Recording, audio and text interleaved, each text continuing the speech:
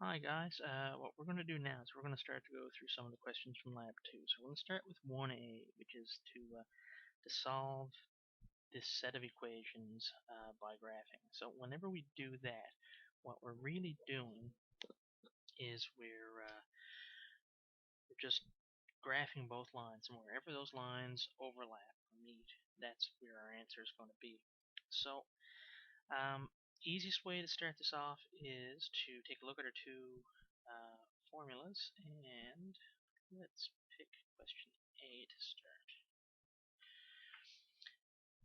So for this particular one here, what you'll notice that our two functions aren't exactly in the same form. So first thing I want to do is I want to get both of my formulas into the same form. So that's the same as me having y equals minus x plus 6. It just, for me, it might work differently for you guys, but I find it easier if I kind of have the equations in the same form, if I can at all help it. Alright, so all we have to do now is just plot our graph. So I'm going to pick minus 2, 0, and 2 for my x's, and just because it lets me kind of land around the y-axis more than anything else. So when I do this for the first equation, this one here, what I'm going to get is I'm going to get 2 outside of minus 2 minus 6, which is going to give me minus 4 minus 6, which is going to give me minus 10. So my answer here is going to be minus 10. When I do it for 0, I'm going to get 2 outside of 0 minus 6, which is going to be minus 6. And when I do the final one of 2 outside of 2 minus 6, I'm going to get 4 minus 6, which is going to give me minus 2. So that's our first one. So all we need to do is plot this. So for my graph here, I'm going to say each spot.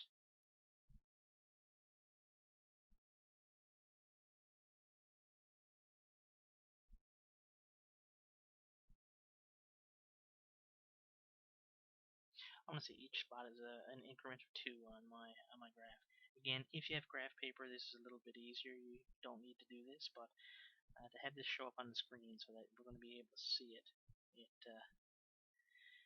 this is probably the better way for me to do it. So at minus 2, I'm at minus 10. When I'm at 0, I'm at minus 6.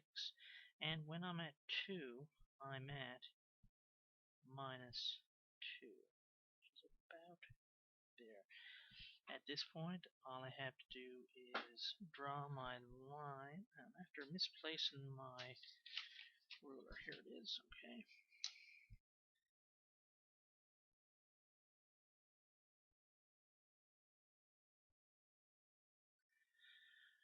Okay, that's close enough anyway. Now for the next part, I'm going to do the same thing. X, Y. I want to pick the same numbers, 2, 0, and 2. So that's going to be minus 2 plus 6. And that's going to give me plus 2 plus 6 is going to give me an 8.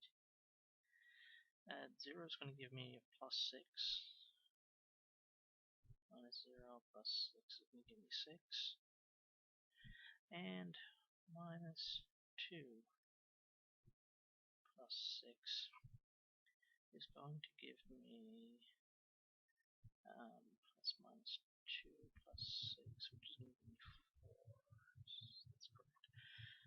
So when I go to 2 and 4, 0 and 6, and minus 2 and 8. And when I connect my dots up here, this is going to be my connection point. Now my lines are off a little bit. That's pretty close to when x is 4, y is going to be 2. And at this point,